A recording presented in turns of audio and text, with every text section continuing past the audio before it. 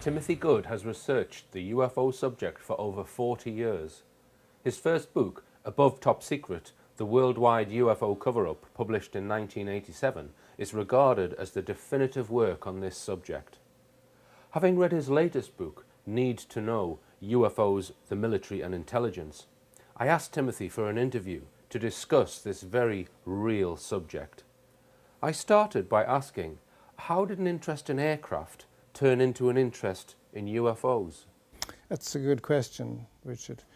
I've always been fascinated, for as long as I can remember, by aircraft and space travel.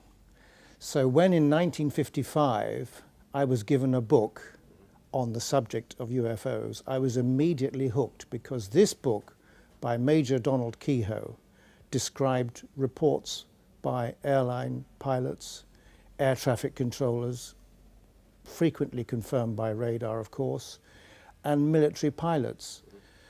And these reports obviously were taken seriously by the military and intelligence agencies from the outset. So I got hooked because of that. And so what was the reason why you actually chose that particular book? Because it obviously wasn't about aircraft, it was about flying saucers. Yeah, well, this cousin came over from the States once, who's related on my mother's side, and he knew of my interest in aircraft. So he said, "Timothy, you like planes? Do you know about flying saucers?" And I said, "No." And so he gave me this book, written by Major Donald Kehoe, which, and I haven't looked back since that time, quite honestly. And I started doing my own research, serious research, in about 1961. Okay. And most ufologists are hell-bent on full disclosure, and that really is their holy grail. I saw you interviewed a little while ago on TV, and I thought, this man isn't really hell-bent on disclosure. That's not your agenda. I felt that what are your feelings about disclosure? Would you welcome a full disclosure? And could you just briefly explain to me, because your books are exposing the cover-up, so what's motivating you to get that information out? Based on what I've learnt, full disclosure would be disastrous on several fronts. And I have been convinced, certainly for the last 7 years, that gradual disclosure, which I believe is the official agenda, if you can call it that, because relatively few people in governments have the faintest idea what's happening, as you know. Really, it's got to be gradual. That is what I have been led to believe. And based on what I know, I don't know everything, I think that is the wisest way forward. Okay. And do you think that the releasing of the MOD files in March 2008 and October 2009, do you think that's the start of that type of process, or is that just a coincidence? I think in a way it could be. I really do feel, because at the very least it's generating a tremendous amount of media interest each time these documents are released by the batch. As you know, since the Freedom of Information Act in 2004, the MOD has been accelerating the normal process, which used to be every 30 years, every 50 years, 75 years, 100 years, never, whatever, of officially releasing files. But they've been accelerating the process. I find it extraordinary that in the media, all these sort of headlines, top secret files finally revealed.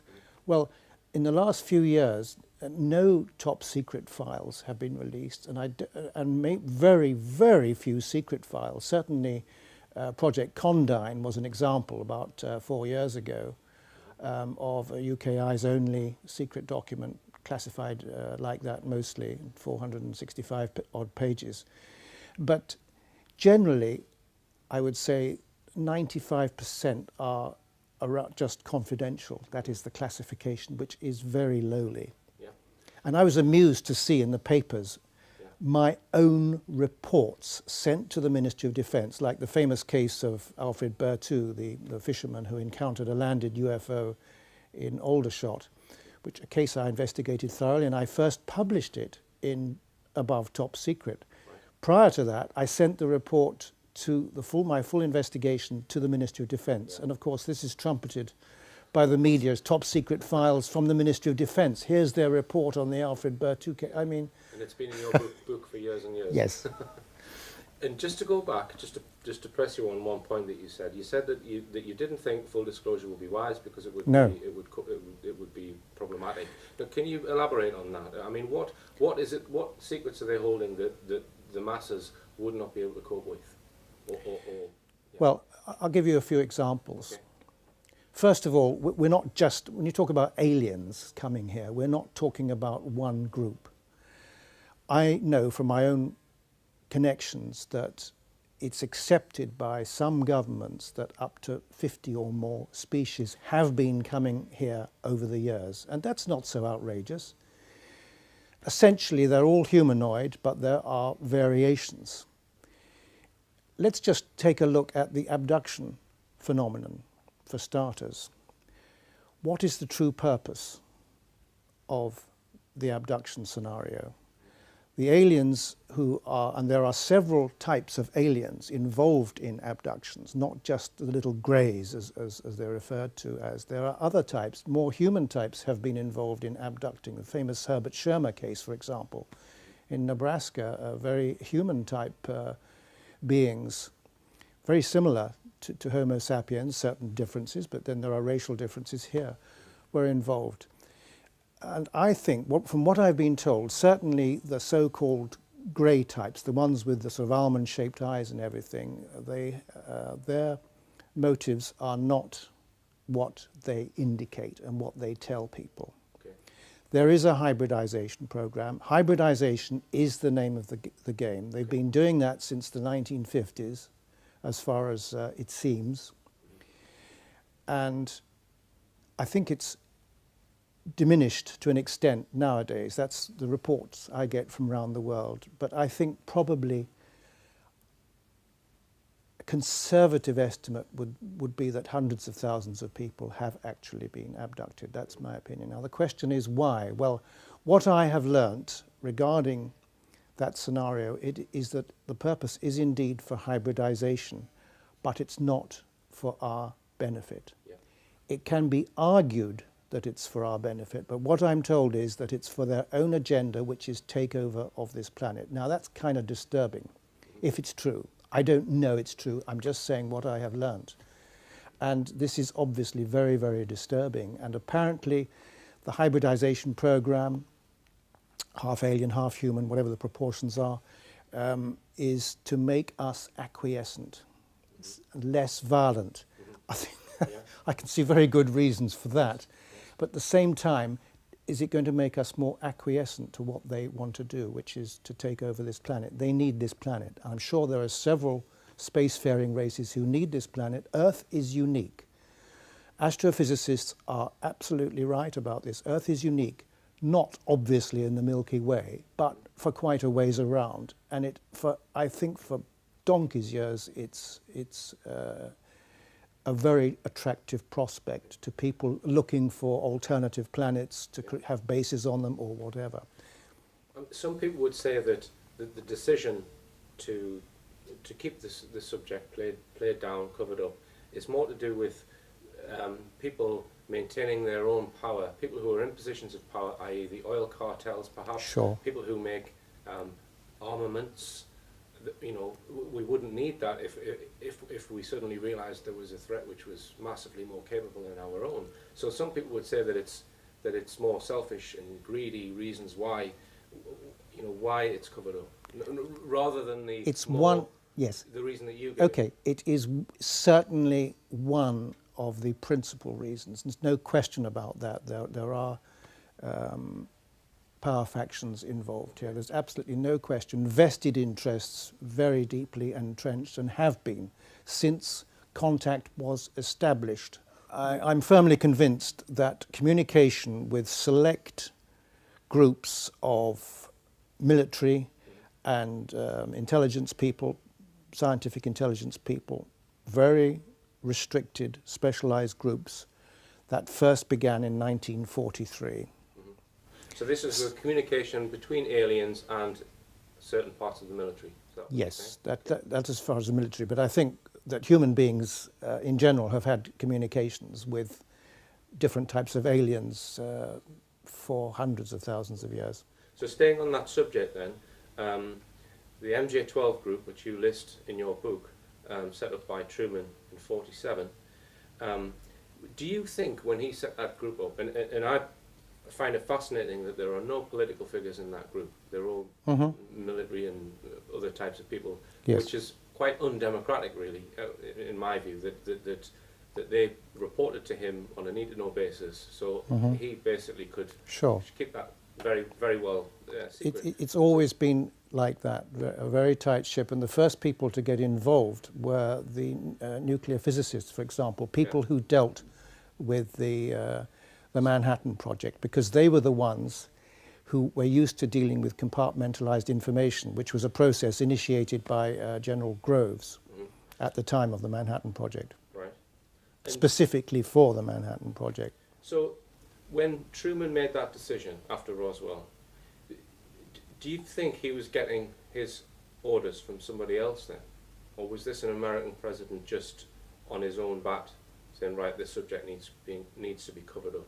I don't know, but I think increasingly mostly the military is in charge of this operation, to the extent that a lot of people in the intelligence community are not part of the process. Okay. Okay, now I just mentioned the Roswell event there. Now I read of another event in your latest book, which is the Aztec UFO incident, where a completely intact craft was recovered. Yep. Would you care to give a little bit of Yes, detail on that? Because to me sure. it's possibly more significant than Roswell. Yes, this took place in Aztec, New Mexico in March of 1948, when a 100-foot diameter disc actually came down in a sort of controlled crash landing. The only damage was to one of the portholes, which looked as if it was either an entry hole from a shell from the military, which is quite possible, because my information is a number of these craft have actually been shot down. We can talk about that a bit later. But no, I'm convinced that craft was almost certainly shot down, and it was in perfect condition.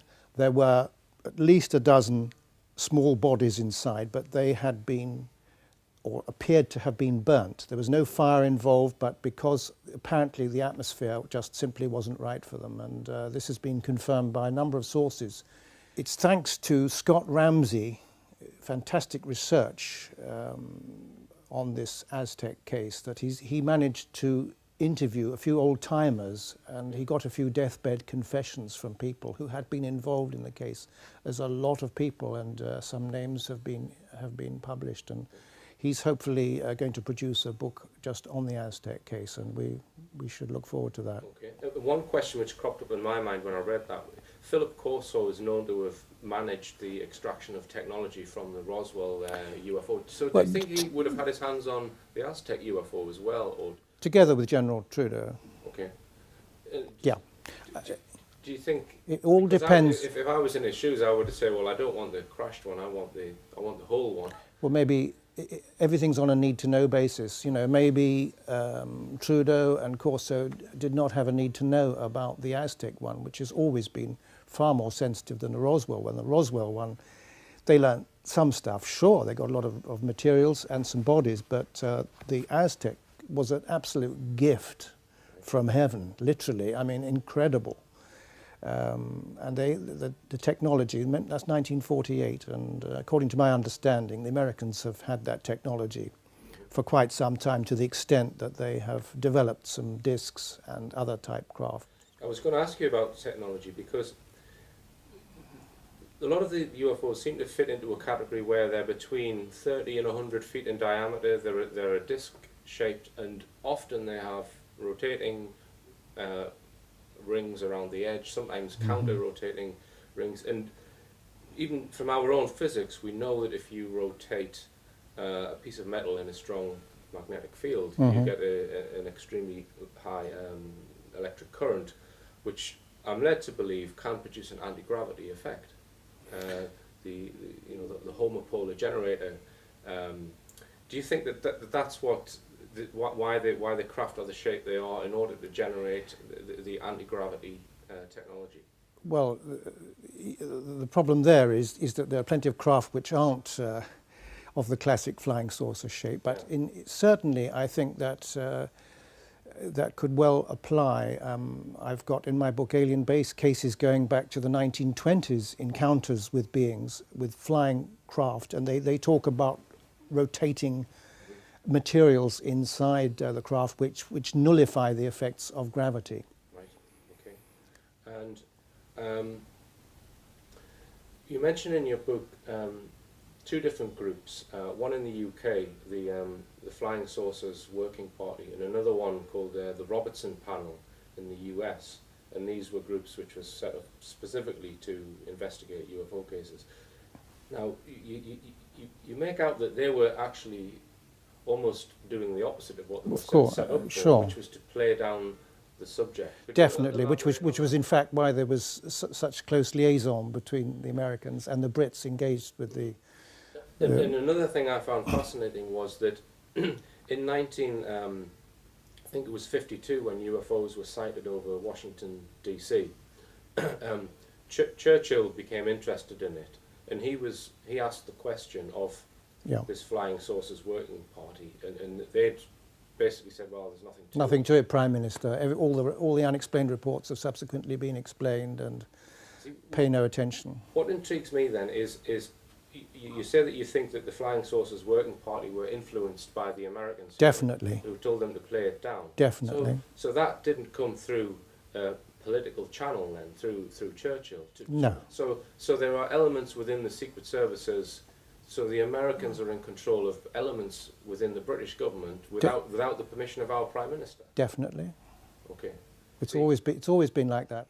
I'll never forget what a very good friend of mine told me, who was a former deputy chief of MI6. He's now deceased.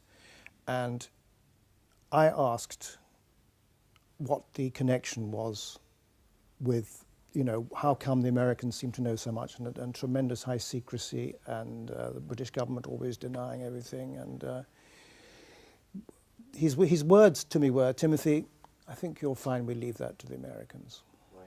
And that's what I have found. The Americans are in control. Now, also Air Marshal Sir Peter Horsley, who worked for Prince Philip and the Queen for 7 years at Buckingham Palace, during that period, 1954, he had a 2-hour meeting with an extraterrestrial being, he claims, and I believe him because I knew him, arranged for him via a British Army general. And he was, in any event, very interested in the subject, which led to the meeting with this alleged extraterrestrial. But when he worked in the operations room in the Ministry of Defence and dealt with the UFO situation to a degree, liaising with the Americans, he asked to gain access. He had, at that time, Sir Peter Horsley had, like, for example, top secret atomic clearance. So he could discuss nuclear secrets with the Americans. But when he asked about the UFOs, they said, sorry, Peter. And how do you think that's come to be? Why are we the poodle? Why is our Secret Services the poodle to their Secret Services? When did that initiate in your Because the United States is the most powerful nation on Earth. And they do this with I mean, it doesn't just apply to the UFO situation. The United States is in charge of our deployment of nuclear weapons. Not in great detail in your book, but you mention underground bases. Yeah. And, I mean, one of the most notable one is the Dulce facility. Do you believe there's a base in Dulce in New Mexico? I think regarding the Dulce base, there was a lot of red herrings being thrown out by the Air Force Office of Special Investigations. Okay. So much disinformation. I don't know. All I can tell you is that I did hire a plane. I didn't fly it, but to overfly the site. Mm-hmm. It didn't learn much from that. I have been to the area. Certainly there were a lot of animal mutilations going on at that time in the area, but in my book, Unearthly Disclosure, I have revealed actual alleged locations of alien bases. Yes.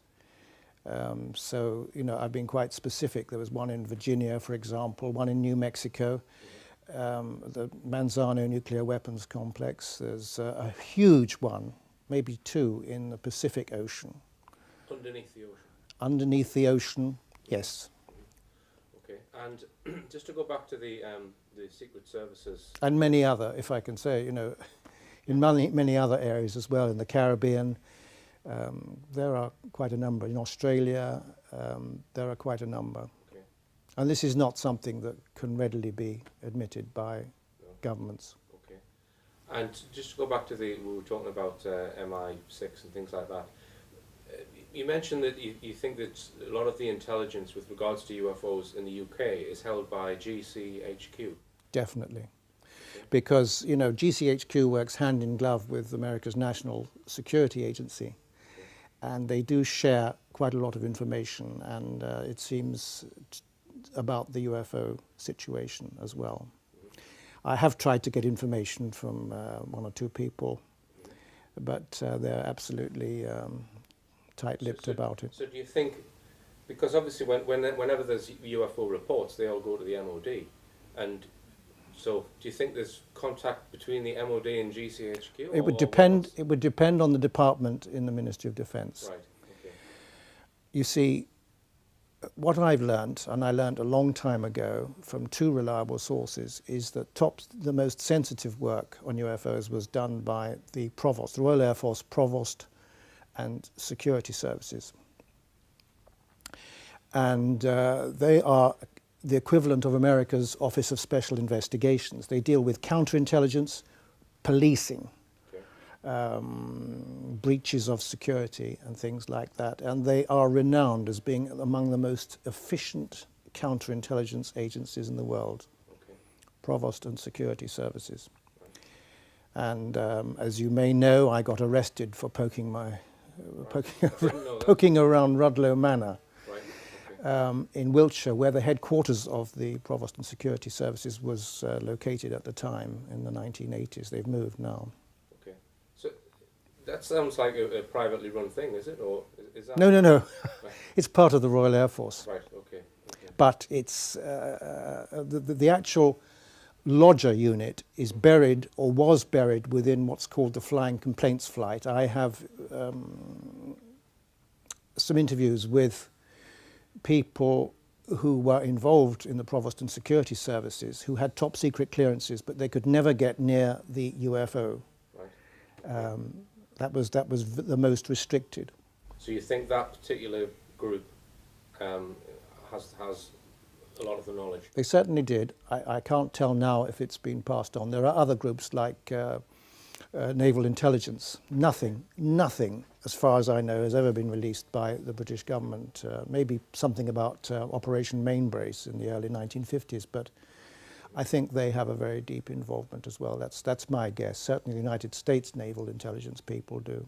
Okay. Now, you mentioned Lord Clancy in your book, and information which... Clancarty, yeah. Oh, is that how it's pronounced? Yes, sorry, it's all right, yes.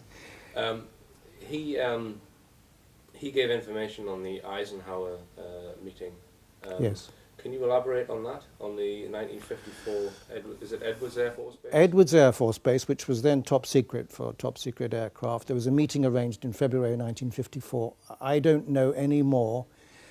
I do know some things that happened as a consequence of that. But there was a meeting with Eisenhower and some top officials, including the American head of the Catholic Church, Cardinal McIntyre, I think, and a few other high-ranking people named who they have been named in one famous letter, which I published in Alien Liaison. I think it definitely did happen.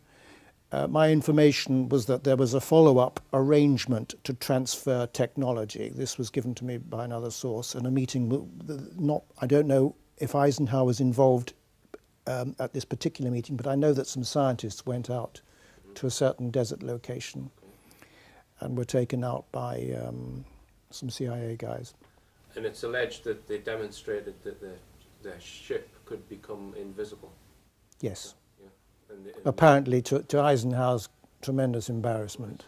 Okay. And he said that they said they wanted to educate Earth people. They were very concerned about the nuclear build-up and everything. And Eisenhower was quite shocked by this. And he said, I don't think we're ready for that yet. And in the end, apparently they agreed. And they said, well, we're not going to stop being around, you know. And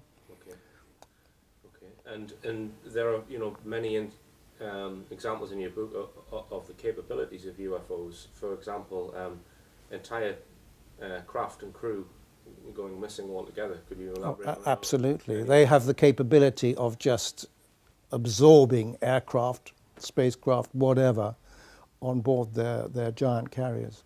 Okay. With technology. They have the technology. Okay, and we were talking about the abduction phenomena earlier. You've touched on that. Have you? Do you investigate people who self-claimed abductees? Have you? Definitely, quite a few people, yes. And I myself have had abduction-type experiences. I will not say I was abducted. Okay. But, for example, I have experienced night paralysis, so-called, on probably several hundred occasions. Okay.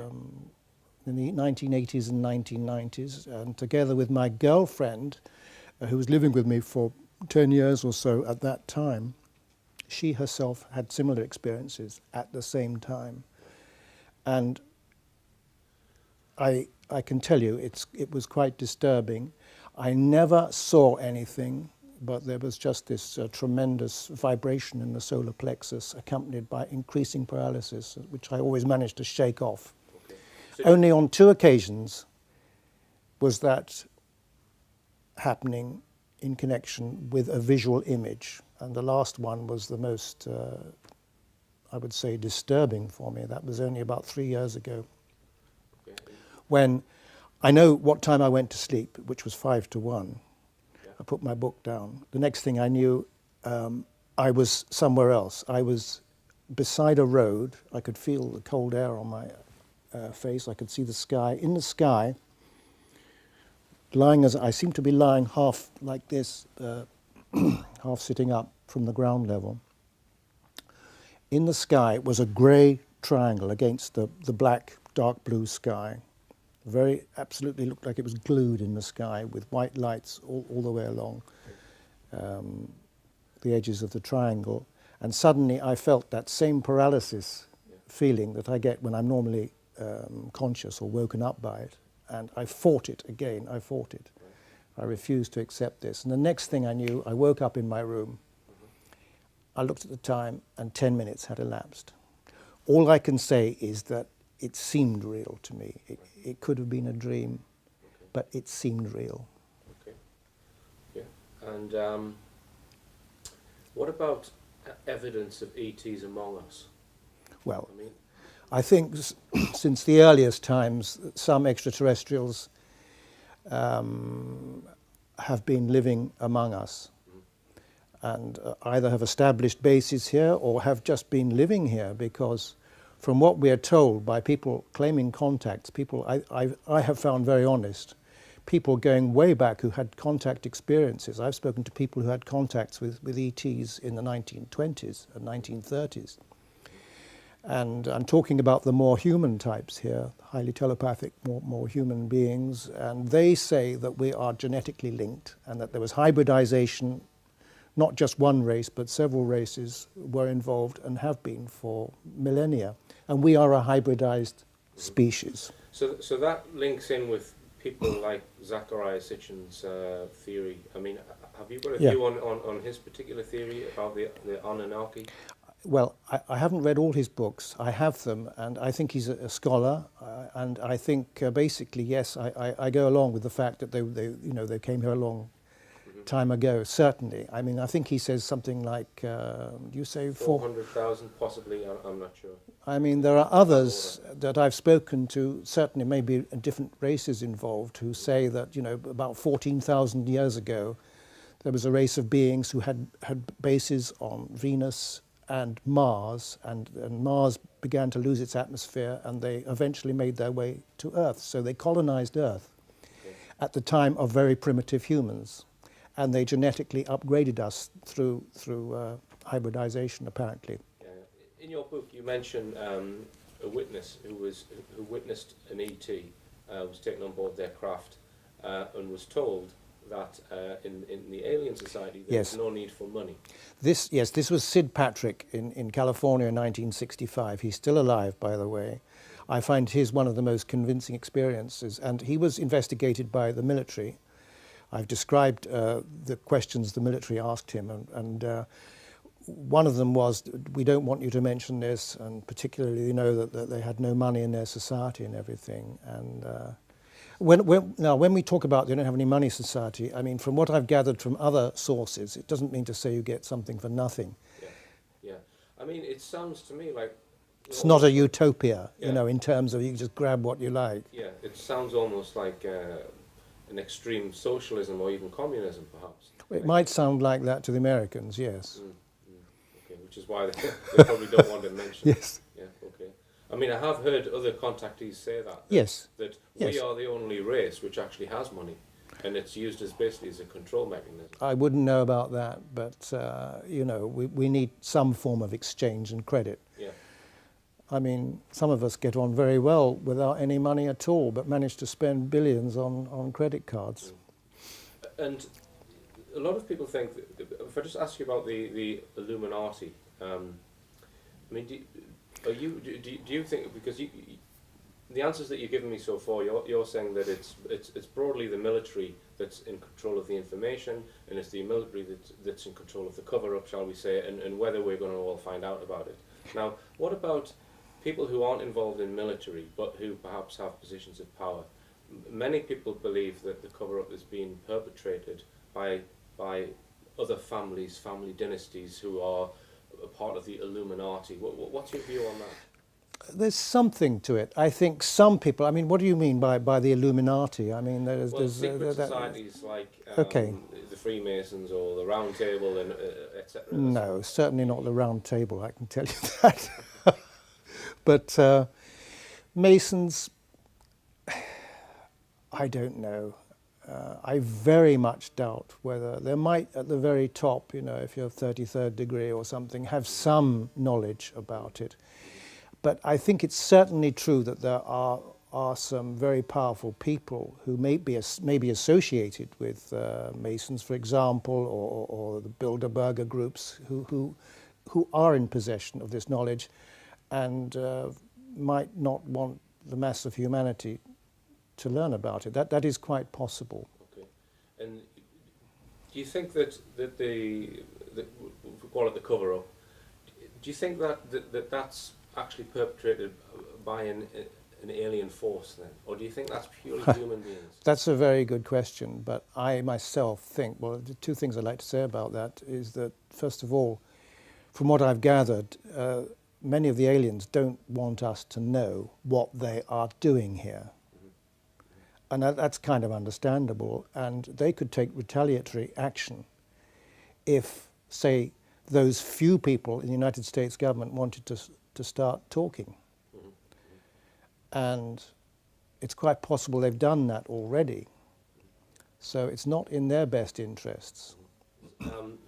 Many people believe that the cover-up isn't purely perpetrated by the military or perhaps even the Illuminati, that there is a link with aliens who are in control of the disclosure or non-disclosure, shall we say. Do you think that people are receiving, or the power structure at the top of it is some kind of alien force? I do indeed think that is the case, yes. And there's also corporate interests involved, huge sums, billions of money in the black budget is involved in this subject, and it's all covered under weaponry. So how would, I mean, this is probably going to be a really difficult question, but how would that communication take place between, would it be in an office, just two people sitting, an aliens sitting talking to someone in the UN or something like that? Or? Well, probably not the United Nations, but certainly there have been meetings in offices, certainly involving the more human type that, you know, pass among us and are spies, if you like. Those meetings have taken place. Other meetings, I'm told, have been take place at the bases. Okay. And some witnesses... And that involves both of the basic types of aliens who communicate with us. Do you think an American president, if he found out what was going on, let's say Barack Obama gained some of this knowledge, do you think he would have the power to go for full disclosure? I learnt, for example, that President Kennedy in 1961, 1962 requested observation of the alien bodies recovered in some of these events, crash retrieval cases. His request was granted, and as I've written in Need to Know, he was taken on Air Force One to Tyndall Air Force Base in Florida, and he viewed the bodies. I don't know much more than that, except it was a top secret mission, and it was headed by General Godfrey T. McHugh.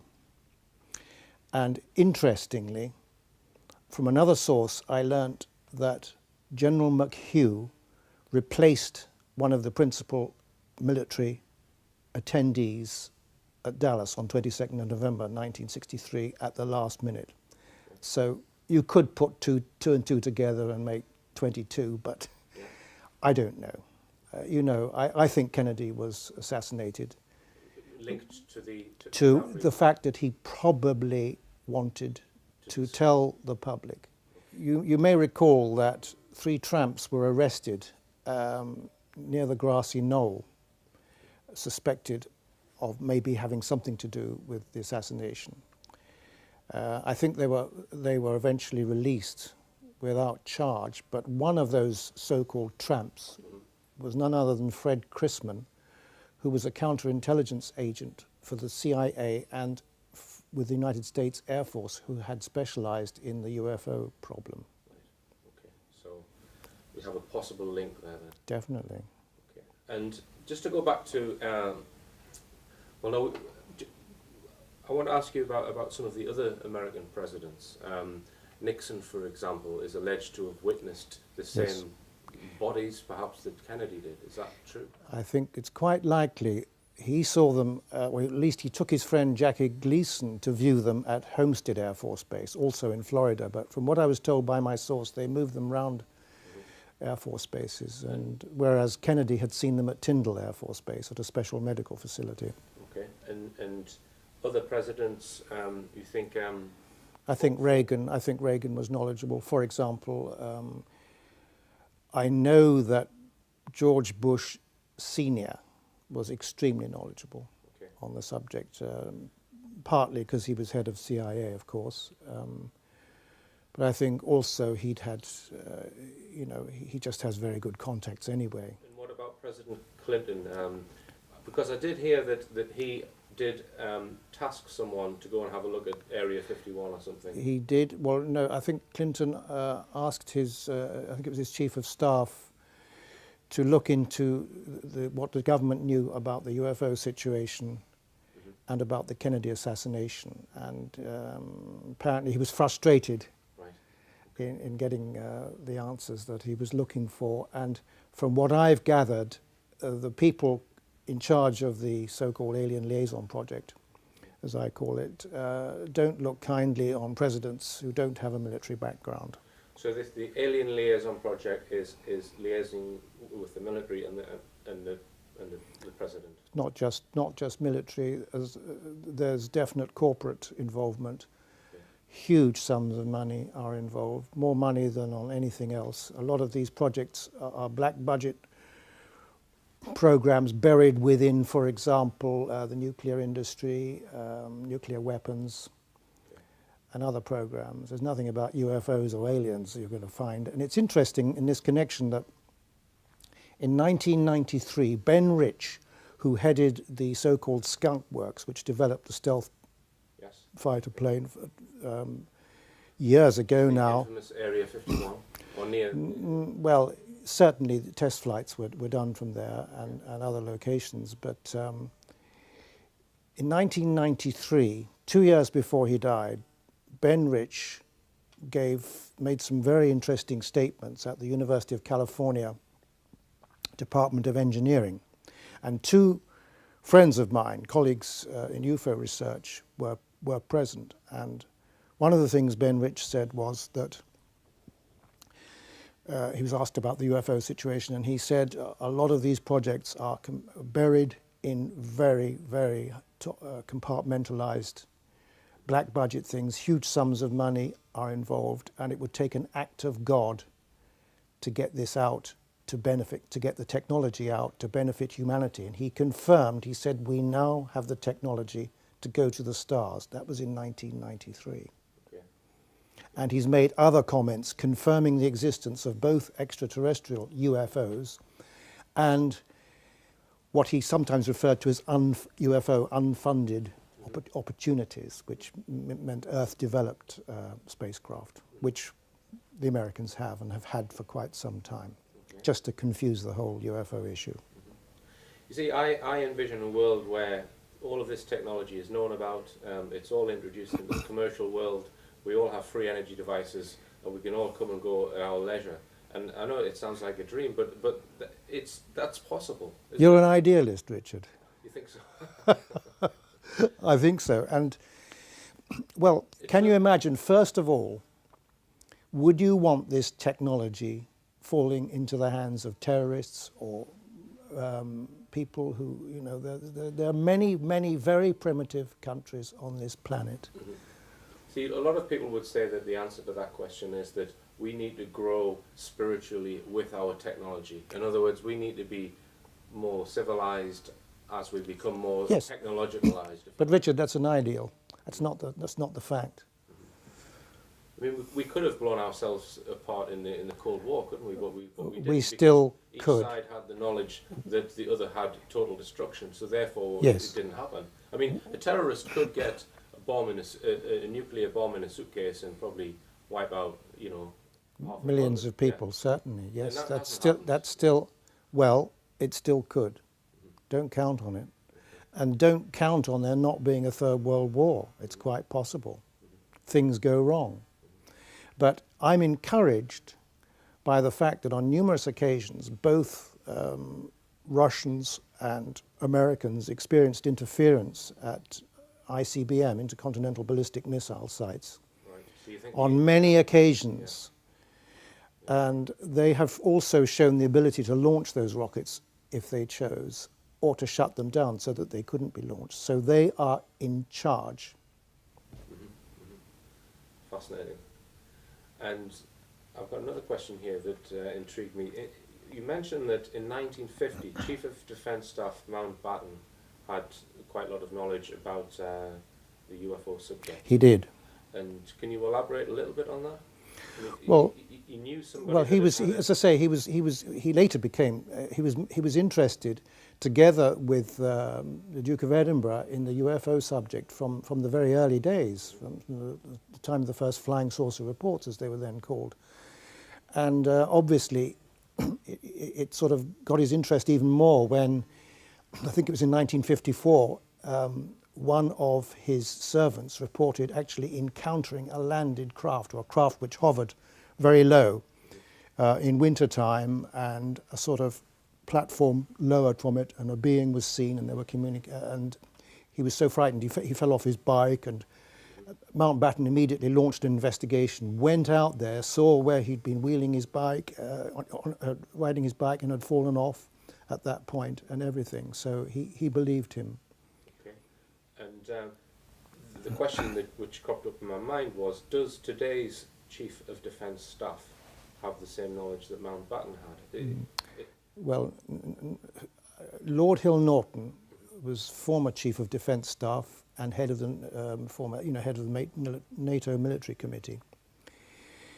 He certainly did not have a need to know, and I believe him. I found that incomprehensible, but he said maybe, you know, if at a different time, if something big was going on, I would have had a need to know, but there wasn't, and he wasn't Chief of the Defence Staff for all that long. Okay, and if you look at the MOD's hierarchy in the armed forces, I mean, how far down do you have to go, or where are the? It doesn't matter. It doesn't matter. Even very high-ranking generals, a four-star general, say, wouldn't necessarily have a need to know, and it might, but someone of a lower rank, say a two-star general, would.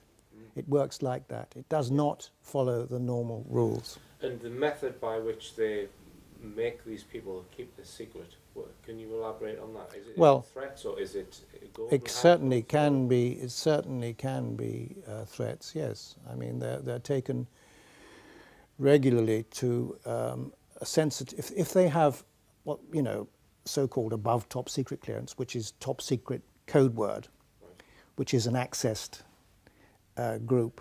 Okay. So you have, in addition to top secret clearance, which is the highest, you're then compartmented in a small group, and you certainly can't talk about that information. And they are periodically taken to what's called a sensitive compartmented information facility and reminded of their oaths and so forth. And certainly they can be threatened. Okay, and we were talking about astronauts. If we just briefly touch on astronauts, we mentioned the Apollo 11 landings. Do you believe?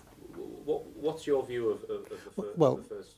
Regarding Apollo 11, we now know from Buzz Aldrin that during the flight out to the moon, they were accompanied by a bell-shaped craft, and they all looked at it through a monocular through the cabin of Apollo 11. So that's been confirmed, and it was confirmed also by, I believe, Dr. David Baker, who was the Apollo 11 senior scientist on this program documentary, which was shown about 4 years ago, I think, Apollo 11, The Untold Story. Also, from a friend of mine, a former lady who worked in MI6, she met Neil Armstrong in Italy, and he confirmed to her, she'd overheard a conversation of him talking to a German doctor at a NASA conference, and then she confronted Armstrong with this information, and he admitted, yes, there were craft on the moon when they landed, and they were very frightened by it, and they felt threatened. Okay, and you think that's the big secret, basically, about the not the fact that they didn't land on the moon, because some people believe that. I mean, they did land on the moon, believe me. You can see some of the instruments on the moon if you have a powerful enough telescope. And you can even communicate with them. That's not to say that NASA doesn't doctor photographs taken on the moon. Yeah. I mean, if you look at Vogue magazine or these expensive glosses, do you not think some of the pictures are doctored to make people look better? Yeah. Any sort of spots or things can be, how it's all done. I mean, so a lot of the moon pictures were made to look, more jazzy. Okay. One final question. I think I've heard you answer this question on Edge Media about the reptilian alien being. You're not convinced of the existence of a reptilian? I think there are some, but I think they're a rare species. Okay. Very definitely. There are numerous types of extraterrestrial, invariably bipedal, 2 arms, a trunk. But the reptilians seem to me, I think a lot of people, they suddenly became fashionable. Right. I remember about 6 years ago in the United States, and suddenly everybody was being abducted by reptilians. I remember that. I mean, one witness, Clifford Stone, he's confirmed that he believed there are reptilians. And I find Clifford Stone very dubious, in my opinion. Okay. Yes. Okay. And would you care to elaborate on that? I mean, we don't have to show that if you don't want me to. No, I don't want to get personal about people, but he's always there. He always knows this and that. You don't talk about it. He wouldn't be alive if he were talking about half the things he's talking about. Right. He claims to know this and that. He knows of much too much. There's no way he'd know all those bits relating to everything. Okay. And claims to have known all about the Rendlesham Forest case and everything like that. And I fell for it back when I wrote my first book. I think or maybe even Beyond Top Secret, 1996 book that. I cited him in connection with some comment about that he'd been involved and he knew about what was covered up and everything. But you don't think I don't think he did. Right. No, I don't think he's reliable. There are a lot I could talk about, but I don't think it will help. You have to be it's a minefield out there, full of disinformation, a lot of charlatans, a lot of egomaniacs. Okay, and what about the future? I mean, we've talked about disclosure. Do you think we will get disclosure? I think, to an extent, disclosure has begun. Right. No longer can governments ridicule this subject, and I'm quite sure they're concerned, since there's been several low-level overflights, like in Phoenix, for example, in 1997, and the Stephenville thing of early 2008. I think the fact that, you know, at first they denied it, and it was such a ridiculous, ludicrous explanation that they gave, and they've had to realise there's no way they can sit on this all the time. You can fool some of the people all the time. The thing about the Stevensville case is, if you get the MUFON document, and if you were to do a genuine news story about that, with reconstructions, with, you know, using some good graphics, etc., and put it across in the media, the way that they do with, say, the Gulf War or something like that, you know, we see it in all, they try and reconstruct it with diagrams. If they did the same on the 10 o'clock news with Stevensville, that would convince everyone. Yep. You see, I think, I'll give you the reasons why I think a disclosure process has begun. It may not be, you know, what you want, but the fact of the matter is that governments of several countries, France, United Kingdom, Brazil, I think Spain has certainly released a lot of top secret files over the years, and there's a number of other governments too. And this process, as I said earlier, has been accelerated. I was interviewed on ABC News, on a primetime news program, and they actually quoted me saying some things which quite a few years ago I'm quite sure they would have cut, or they would have made me look foolish. And they're also planning, they're planning a documentary, more documentaries, and I hope to be involved in those. Nick Pope's been involved as well. Also, talking of Nick Pope, in last year's New York Times, he published a long article saying that it's all real. They're here. Some UFOs are ETs.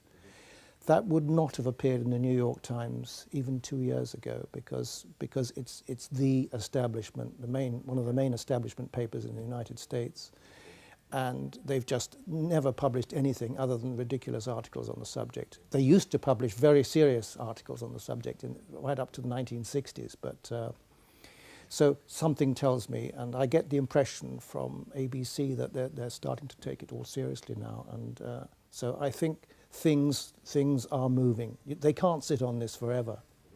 And what about the Disclosure Project movement and Stephen Greer?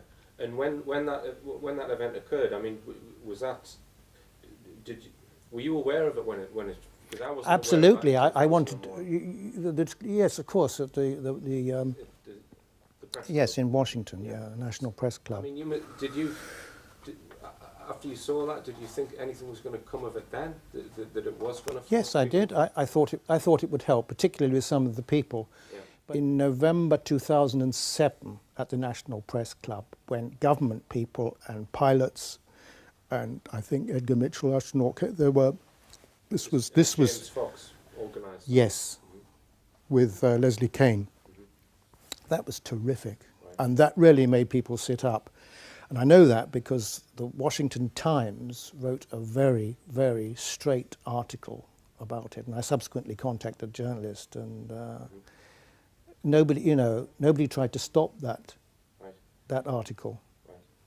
I spoke to James Fox a few weeks ago, and he's got that's coming out in a movie very soon, I think. Yes. So that's kind of it's good. About to. I don't know. Yes, because he's got the he organised the filming of it and everything. Yeah.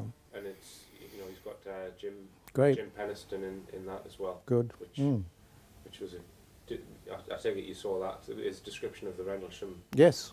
Yes. Craft.